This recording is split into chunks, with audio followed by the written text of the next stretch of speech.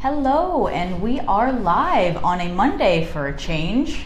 We had some scheduling conflicts for our weekly Friday video last week, so we are now moving it to today, and we'll see you again on Friday. Yeah, we have some interesting topics to go over again as usual. Yes. But it's, again, switching up from Friday, we're kind of offbeat, right? We're kind of off a beat? Are you feeling a little off a beat? No, I'm feeling that Monday throwing me a little bit, but no, I'm good. But the good thing is that we have a lot of great things to discuss today, and some interesting news, and some awards as well from our very own realtors. We had the Top Producers Awards last Thursday. Yes, and we'll get into those winners and what made them so special. And it's really a good group of people that won, and congratulations to the people that did. But we'll get into more of that in a minute, right? Yeah. So the big topic of the day is well, we're going to get into whether or not the recent Facebook controversy changes anything for the world's largest social media platform. There's a lot of speculation. Investors are pulling out, people pulling their ads, but is it going to matter in the grand scheme of things? And we'll get into that a little bit. Then we'll also get into how Facebook has been an impact on the real estate community overall, and basically seeing whether or not the future of real estate resides in things like social media, and the fact that we can reach out to people just like yourselves. Yeah, and just how this whole platform that we're using right now has changed the game. Yeah, it's definitely been a tool that we certainly have adapted and used over the last, especially the last 5-6 years has been really the boom of Facebook, and it's really interesting to see how much dynamics have changed in the business world because of social media, and specifically the fact that you can see us now live, which is an impactful thing, I think, overall. But there's one thing that I do want to mention is we want to say our condolences to Marty Patanza. Marty, and you're familiar with Marty. Of course. Marty and Gina, in many of our videos. Who were winners of multiple holiday contests. You basically knew them from doing those, always being front and center of a lot of real estate SINYs. Yeah, they're sort of have been ambassadors for our holiday contests over the years. This is 580 Woolley Avenue, the house that's been featured in our Halloween and our holiday decorating contest videos every year. We heard of his sudden passing yesterday, and we want to pass along to the family condolences. It is a sad, tragic day for those people. Very unexpected. Unexpected, and our condolences go out to them. But family. Yeah. Too young, too soon, Marty, and we'll miss you. What a shame. His wife is a great woman. She's she's real community staples, actually. I mean, you, the two of you have brought so much joy to children and families, and to us. Yeah, we've had a lot of laughs with them. So it's definitely a sad day. A community, a hole in the community now. So condolences to the family, and we it's a sad day, but we also we have some positive things to talk about. Yeah, well. And we're going to get into a lot of what really is the scandal that's breaking across headlines around the country and around the world, which is the data breach, or the alleged data breach. The data breach, and then some more bad news for Facebook, which is that some of they were storing call data on Messenger. Anyone using the Messenger app for calling and texting. So that was on top of the fact that they had a data breach through Cambridge Analytica. Tough day for Facebook. There's a lot of apologizing going on. Yeah, and the real question is, and we're going to get into how Facebook has impacted the real estate business, but I don't see Facebook going anywhere. And as far as being a substantial platform moving forward, so if you're asking me at the surface right now, I think this really goes into the heart of where people are as far as knowledge of technology is concerned. And that's the thing about, like, with Facebook and apps and things like that, whether or not people really read the fine print when it comes to using the app sections of each of these devices. And here's the irony of it: I don't think that many people care, to the sense that, where you have an overwhelming majority of people who probably say, well, to the degree that things are that my profile is public information for the most part, what is it? What's the most they're going to get out of this? And it's really interesting take, because I think at the end of the day, when it comes to how data is used, is that big companies are using data to quantify ads and things like that. But what I'm trying to say here is that I really believe at the heart of Facebook's. I know that Mark Zuckerberg apologized. We debated some of this. I didn't think it was required for a piece of that. And the amount of accountability being taken, I mean, it's kind of a question of, is this Facebook's fault, or is it the fault of a third-party developer who actually in 2015 signed an agreement to not use this information, and we found out that they were covering that up. Right. I mean, the interesting thing about data and data collection is that, and we debated this already somewhat ahead of time, because I've been pretty passionate about how basically our data is open to pretty much the United States government in the sense of NSA and PRISM and things like that. And it's true. It kind of flew under the radar that that this stuff doesn't get. Yeah, I mean, so the collection of data is now become almost so prevalent that I think people have become immune to it, to the degree that they just it's kind of an accepted part of a lot of people's. So I don't think the shock factor here is as big as that's being also played in the media. The media, Facebook, the dynamics of politics are all playing for a perfect storm, essentially, because I can tell you right now, media pundits do not like Facebook. They don't like it.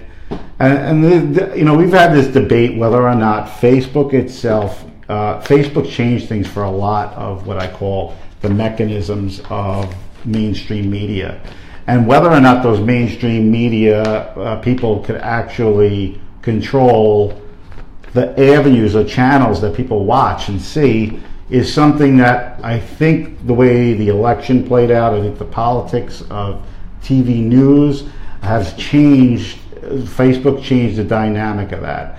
And I do think a lot of the media backlash associated with particularly Facebook has a lot to do. Is more driven by pundits than actually citizens. Well, I mean, feel betrayed. Is that what you're? Yeah, I mean, I think the argument is to be made is that I don't know if you're getting the great majority of average Americans saying, "Oh well, Facebook's data breach is just destroying my life." It is going to destroy my life in the sense that it's made out to be, and. But the funny thing is that it falls into the dynamic of how polarizing, basically, Facebook and the political climate of the country kind of have played a role in how the media has harped on this particular issue. And I think the big thing is that there's no doubt about it for the average American, including small businesses.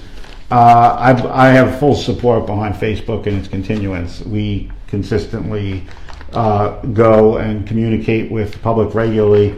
We do it, yeah, live, and what it does is that regular people now have access to things that they never ever were able to get a voice in. And I think that is the big push and shove match going on between Facebook, mainstream media that definitely would like to see Facebook go away. I mean, I really believe that. I think at the end of the day, they want Facebook out of the way of being a media distribution center. And the play is to and now there's calls to regulate it, which is, I don't know how you regulate. Maybe in the data collection realm, how data is collected and stored.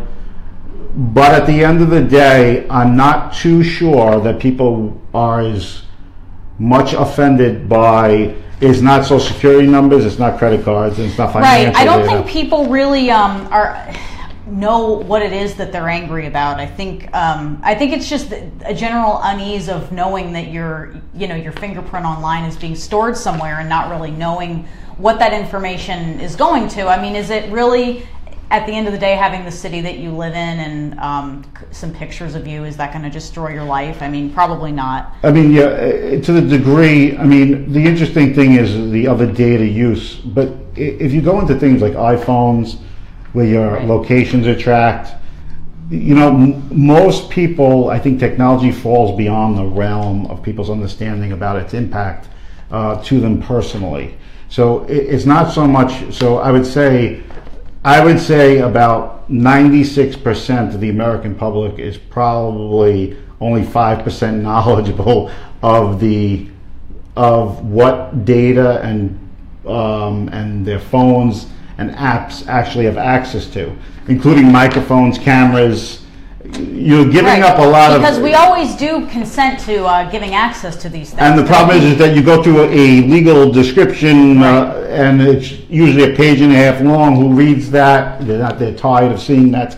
Or usually you have to click a link. It'll just ask you if you want permission. Then you have to click learn more. People want simple. People aren't going to go that far, So people kind of say, I want to use this GPS, so I'm going to give location data access on my phone. Right, and location data. Through, and ironically through Facebook, I kind of find out there's like a little section in there that says, "Hey, let's change your settings to not store locations that you have visited." It actually showed the locations I visited and the time frame I was actually there. Right, that's by default. Yeah, by default. Didn't even ask you. And that's not even. But was it something that I was like, "Oh, is this terrible?" Is it terrible to the point where? Yes, data, that type of data, I mean, to the degree that it should have some oversight and regulation as to where it goes, where it should be collected and stored, and who has access to that, is definitely something to question. But really, what has happened is that, and for the people that are watching, is that government and big digital media have a knowledge separation, okay? And we kind of talked about it, in back room, that the knowledge situation that most, unfortunately, that governs policy and politics is way behind the curve in actually not being knowledgeable enough to understand what these things do. Technology's been changing so much. It's it's really hard to keep up legally with things like this. And and not to mention that it's legally challenging. But the real question is whether or not the response, because of the changeability with these things, happen at such a rapid pace that so with each update something changes, privacy settings change. The question that really comes for the American people is the trade-off, and here's where people don't realize you do get your Facebook for free. So, and the idea that everything is a trade-off for free is the mistake I think that most people kind of Nothing is free. Nothing is free. You are, because it's free, there's people that work on this stuff. It has to be paid for, obviously. Yes, there has to be something in it for the people that are funding it. And in Facebook's case, it is the collection of our personal data that they can use to sell ads. Which Facebook is ad funded. If there were no ads, there wouldn't be. Right, then you pay a subscription cost. Right. And so there's this balance that's taking place between the platform, between this platform and many other platforms, is how this is going to impact, what you think and know. But I do believe at the end of the day that the media angle on this has definitely played a role in the amount of scrutiny that's been applied to Facebook, just for the sake of the polarization of the American electorate in the last election. A lot of people blame Facebook, or they think the Trump election is the Facebook election, that Facebook somehow, I think they mischaracterize that influence is necessarily driven through, we talked about this, about that effect of, what's it called? Confirmation bias. Confirmation bias. There we go. Confirmation bias. So the people that like and share these things technically have the same. They basically follow along the same flow. I don't think, in terms of being influential, I've seen things in that campaign that were ridiculous. You're gonna have to trust the public to know what's ridiculous and not. And that's where it's difficult to trust the public to separate fact from fiction sometimes. Yeah, but at the end of the day, I think that's who decides that of what's fake and real is the real problem.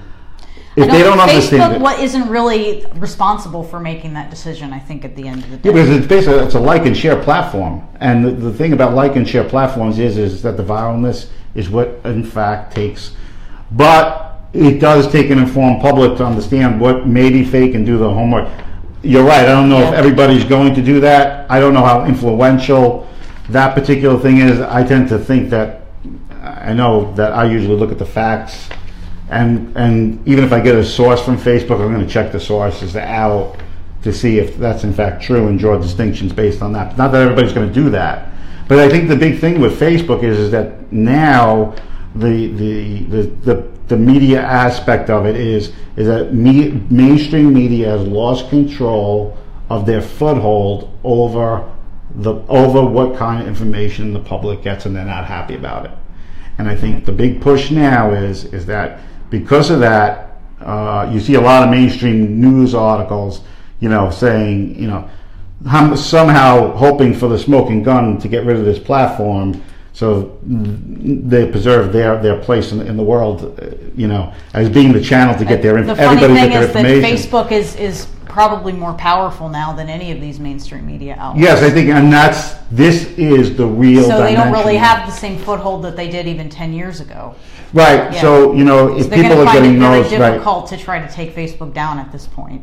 Well, we did the numbers on Facebook, right? How many Americans currently have it? So over 200 million Americans have a Facebook profile now. So that means about 2 out of 3 people living in this country are on Facebook. And we said it's even more than that, because if you got to figure kids 10 and under, maybe even 11 and under, you take out of the group. Mostly don't have them, but also many people have multiple Facebook pages. But I would say more than a majority, and probably as much as definitely a majority of Americans now are on Facebook. Yeah. So but that's also in itself a very powerful position. And how that arrived at that is a question that we could spend hours on. I mean, we could spend hours on how that happened and why it continues to happen. These, what we call these mega companies, how they kind of grow into this, and and why. So you can't really do much with Facebook now. It's like it's almost so big. Too big to fail. Yeah, I mean, in the too big to fail mentality, is it too big to fail? And I'd say, in that aspect, absolutely yes, because people still want the connection. There's really nothing to connect to, and regulation in the sense where I don't know how you regulate it. I don't. That's something. It's a dangerous place to put people in, and I've said this before. The laws that apply. We have to be very careful about laws that apply as preemptive measures. Law is basically applied as a reactionary measure to doing something wrong. Right. You keep creating, preventative measures. There's differing opinions on this, but I do think that at the end of the day, you have to, regulation is a nice idea. The problem is that what do you regulate? China regulates social media. Yeah. North Korea regulates social media, and totalitarian governments regulate social media because of information sharing is not a positive thing. The question is that when I hear people talking about regulation, the question is who's at the switch of the regulation, and that makes all the difference in the world. That's one, and two, does it deserve to be regulated? And the question is, and I feel personally that the damage, and not saying that it's a perfect platform. There are instances where there are things that I don't like to see. But there are measures to get rid of that stuff. The question is that who ultimately determines what you see and what you don't becomes a very big factor for the population of Americans who frankly spend a lot of their time on the platform. Why you can't get regulation because you feel like those people don't understand it. It's not really the underpinnings of the country to believe that.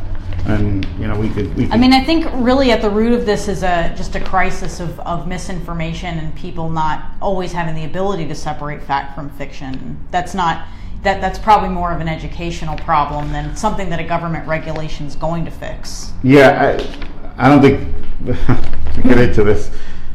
I don't think government regulation fixes much. I think government's good at regulating Facebook everything. is like the Wild but, West. That's a whole other question. But there's so much lawlessness. Yeah, but I mean, the real issue is But we were going to talk about how this impacts our business specifically, and how it impacts people's business and the small business community. Now, and this is the thing about it, is the mainstream media has pointed out that Elon Musk from Tesla has pulled down his page. We're not pulling down our page. No, we were saying we'll get less competition with ads now. Yeah, I mean, if big business wants to pull their ads from the pages, go for it. We're all for it. Yes. I mean, I hate to tell you, the small people, the small companies out there who and the small people out there who enjoy the venue, using this platform to reach an audience. has been successful for us as a company, for individuals. And speaking of that, the Facebook algorithm change, which we did address in a previous video, seems to have kind of been reversed.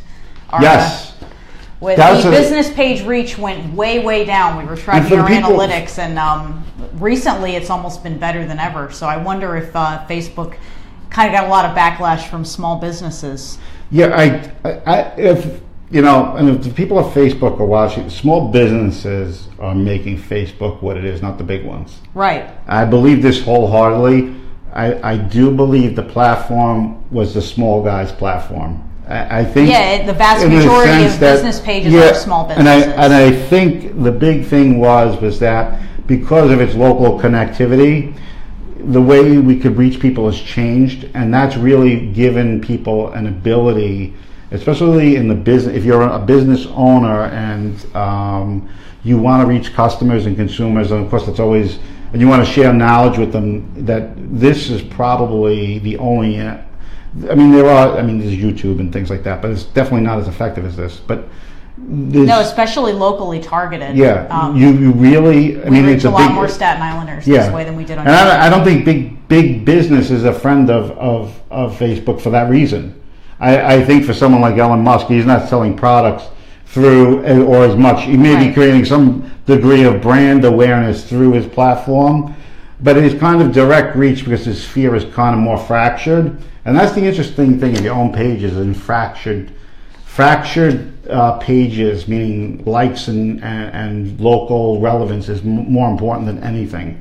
So, like a lot of people say, well, if I got likes in California and I got people subscribing in Arizona, does that help much? And the answer is no, not really. And the algorithm takes that into a factor.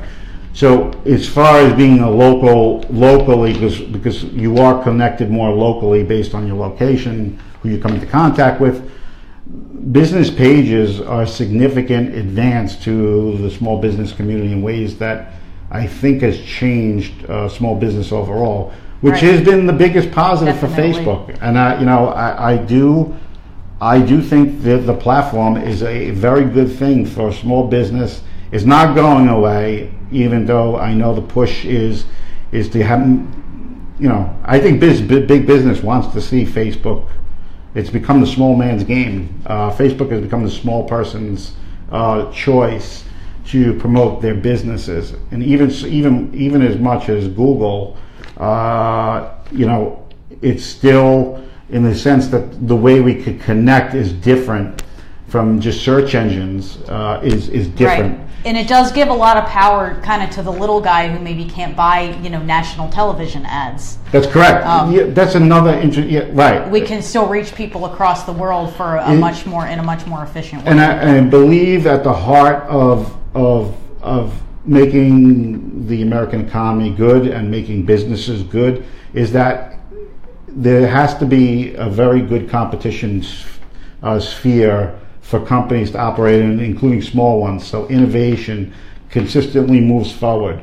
So, I mean, from that respect, I think, Facebook has done an amazing job. Some people will agree more than others, but, used properly, it's probably one of the best mediums out there. And if it wasn't, we probably wouldn't be doing this video. But it's definitely something. So to cap that off is that. Do you want to talk a little bit about how the real estate industry has been completely changed by using this platform? Yeah, and getting into, obviously getting into many tech avenues, but the big thing is how the real estate industry has used Facebook in such a way that has advanced real estate to the degree it can. And here's the best part about it. It's transparency to a large degree. Yeah, good and bad. What you get. And that's a very interesting thing is that you get to actually, see behind the knowledge or lack of knowledge through the application of what they see. And that's another thing about judging competence. And I think that's an important factor when you talk about real estate people in general and knowing whether you're getting a good quality product or services. You could almost, you could see through their knowledgeableness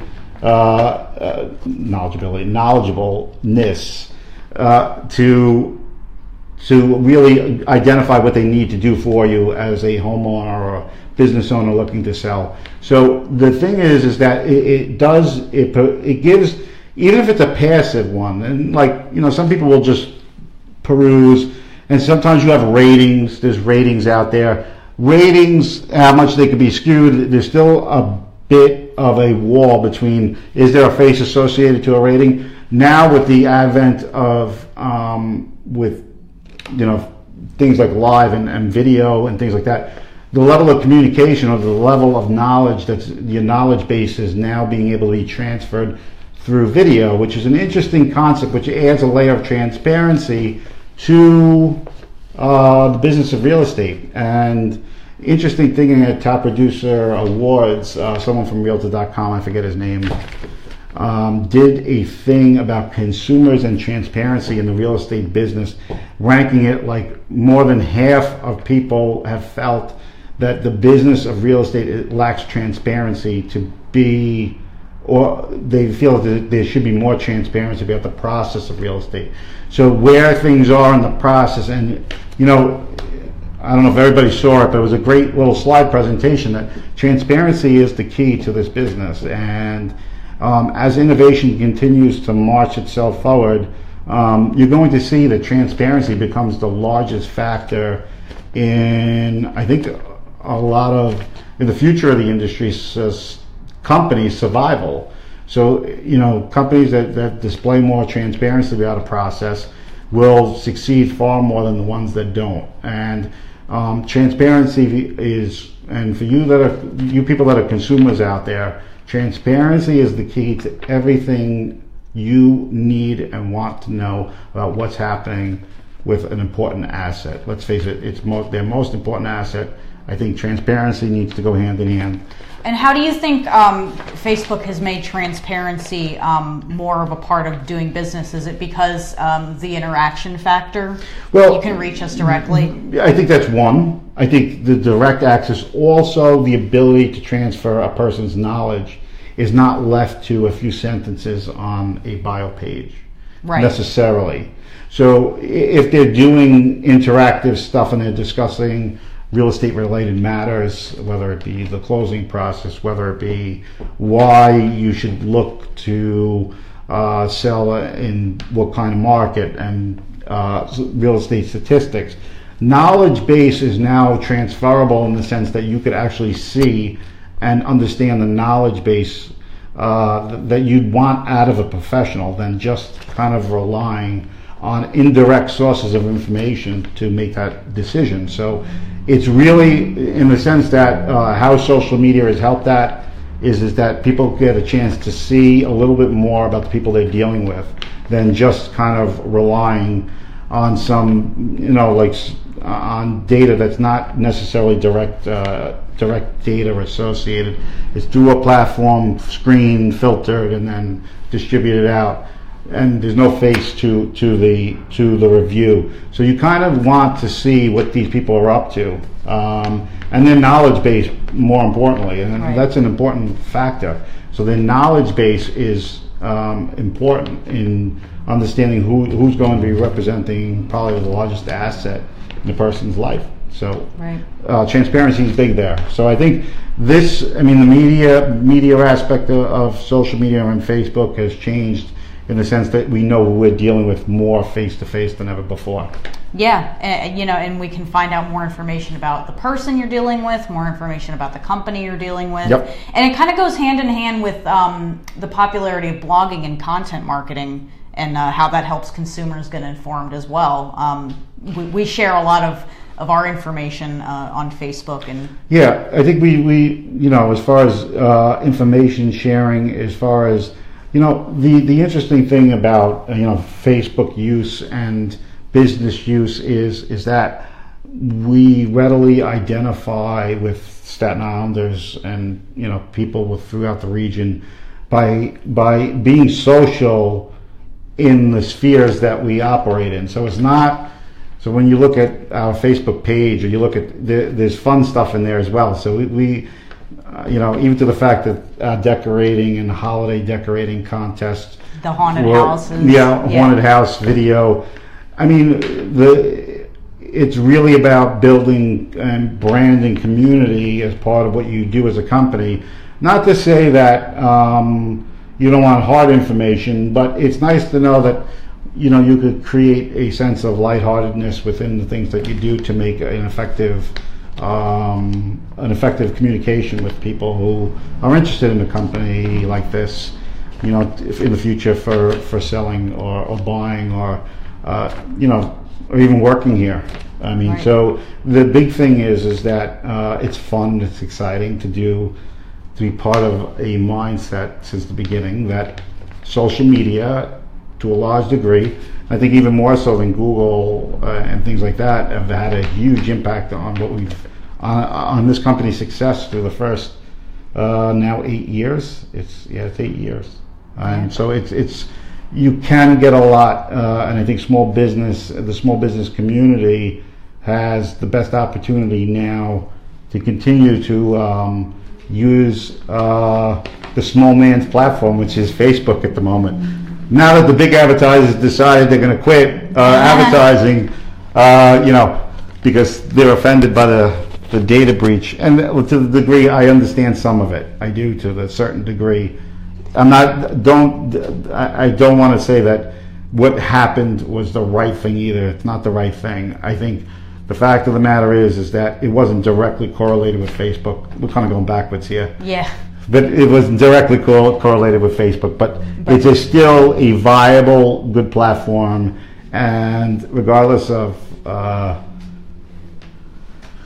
what a lot of the mainstream media wants to portray as a big, like the big ape that took down Facebook, I would say it's not going to happen. I would say that the fact that this happened was not malicious intent from Mark Zuckerberg. I will say, I mean, he has apologized for not keeping our data safe, but I think at the end of the day, it was stored, without Facebook's permission. So I think a lot of the anger toward Mark Zuckerberg is kind of misplaced. I mean, it's an interesting topic. The vitriol that goes behind it is more intriguing to me than the actual story. Yeah, it's still kind of unclear what Cambridge Analytica is doing with the data of 50 million people. Well, I think that's, and I hate to say that Facebook's not the only one sharing your data. I hate to say that. Your mortgage company share your data. Your credit card company shares the data with.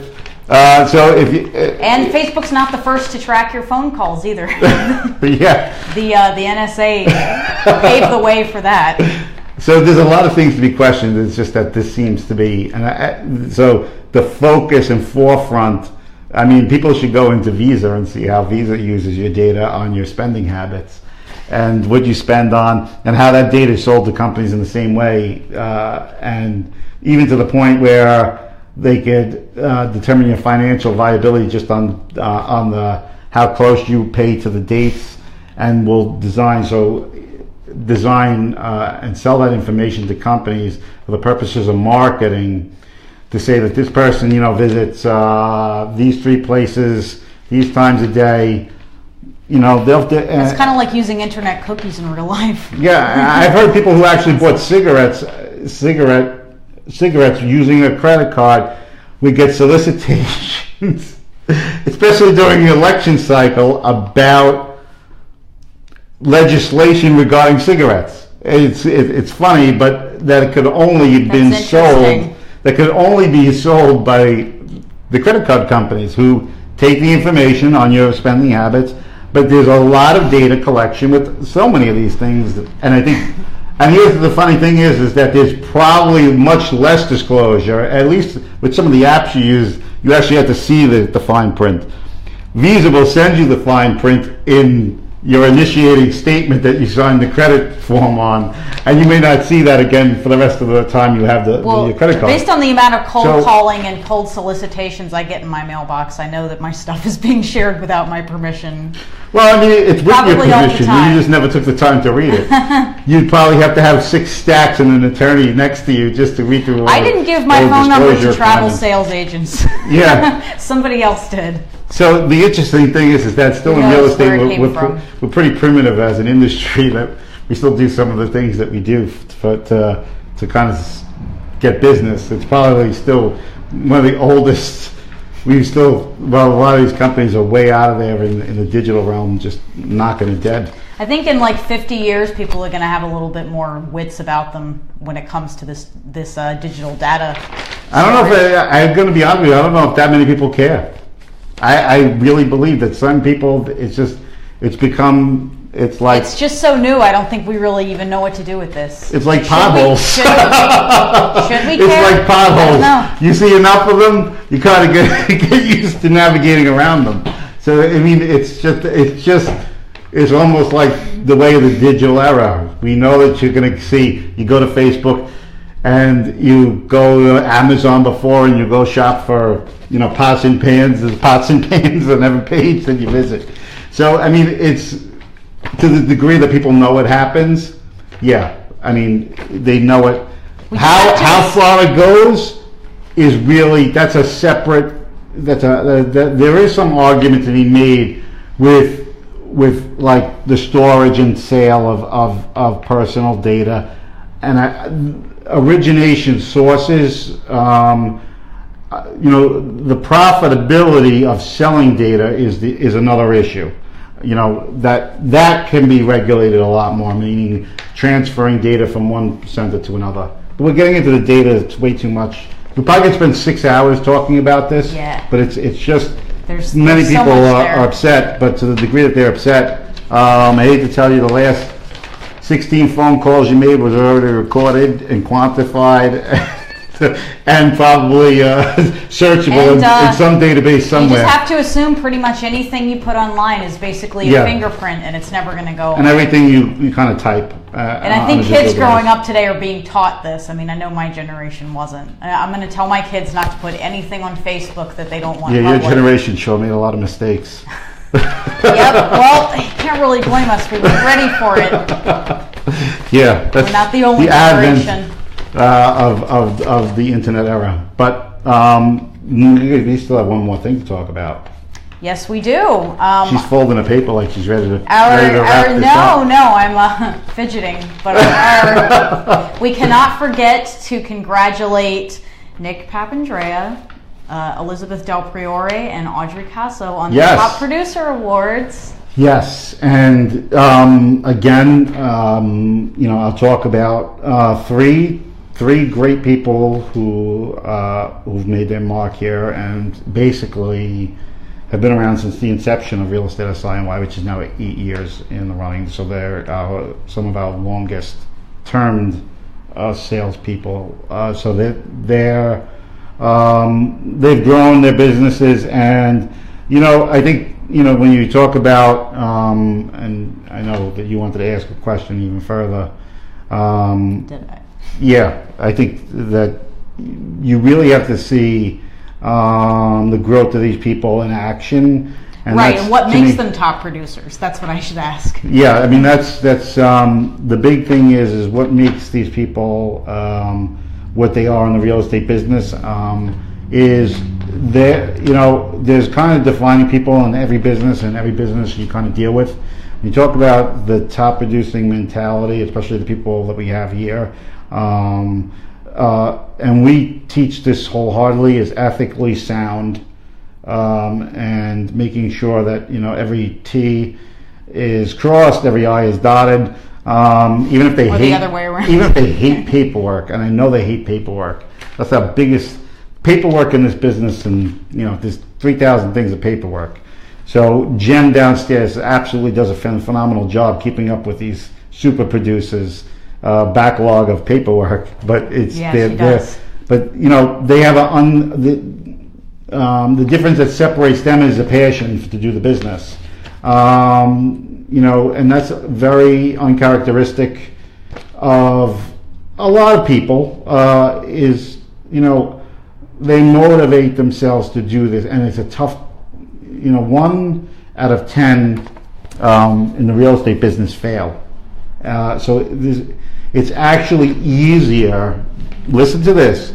It's easier to go to law school and graduate than it is to be successful in real estate. Oh, definitely. So the ones that are successful are actually very, very, very and up people in terms of very unique people. Yeah. So I mean, you have to look at it like that, and it's like the failure rate's so high that the ones that survive and thrive are really, really top mark. So, but again, they're committed individuals, and you can't say that without their passion for doing this every day.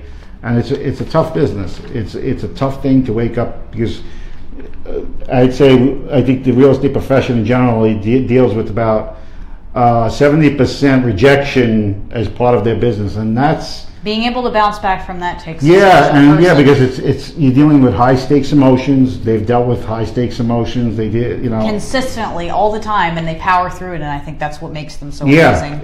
That's the difference. And you talk about you cannot slug your way through being a successful real estate agent. You really have to prove your results. Yeah. So when they take home an award, it's they're specifically proud. And this week, on this Friday, we'll be doing our in-house awards across the street at Michael's. Is it Michael Anthony's?